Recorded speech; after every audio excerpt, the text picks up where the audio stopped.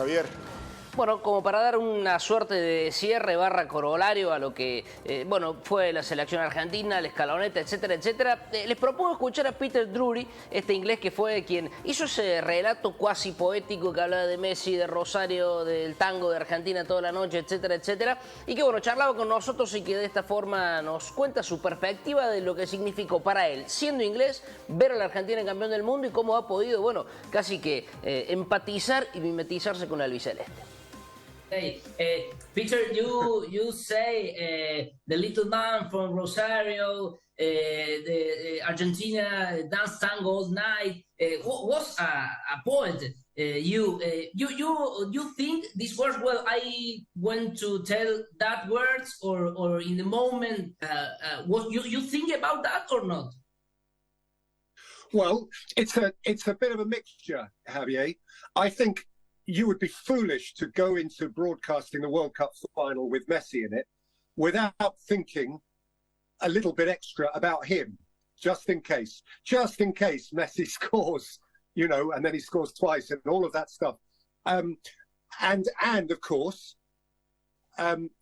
whilst you should never, in my opinion, prepare words for the match itself, because you never know how it's going to play out and you get into trouble if you try to guess what will happen.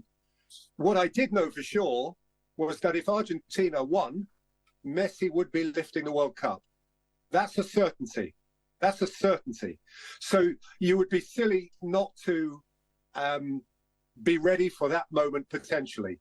So no, I didn't think in advance about what I would say if he scored a goal, because that's during the game and you never know what sort of a goal it is, where, you know, all of those things.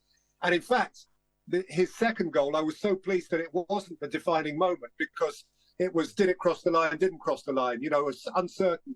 You couldn't express yourself properly around that goal.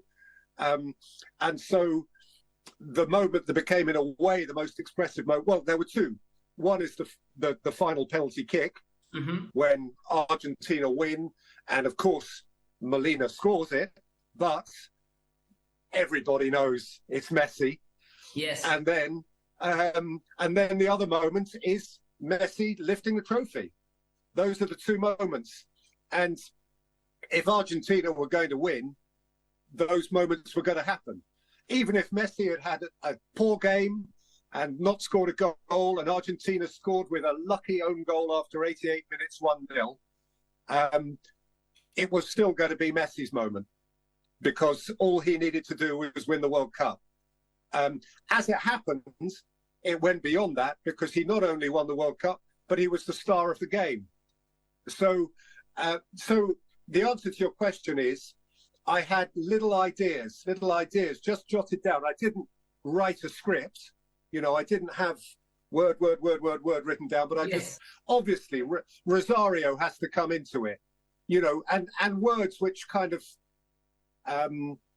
you know, those of us, I'm sure it's the same with you writing, broadcasting, if you've been lucky enough to deal with Messi moments for long enough, you think your challenge is to find something different. And he has had so many brilliant moments when you think it cannot be any bigger than that, and it cannot be any bigger than that, and it cannot be any bigger than that. And then you get to the World Cup final and you think, well, you've got to try and find something which is better than everything that's gone before. And with Messi, that's nearly impossible.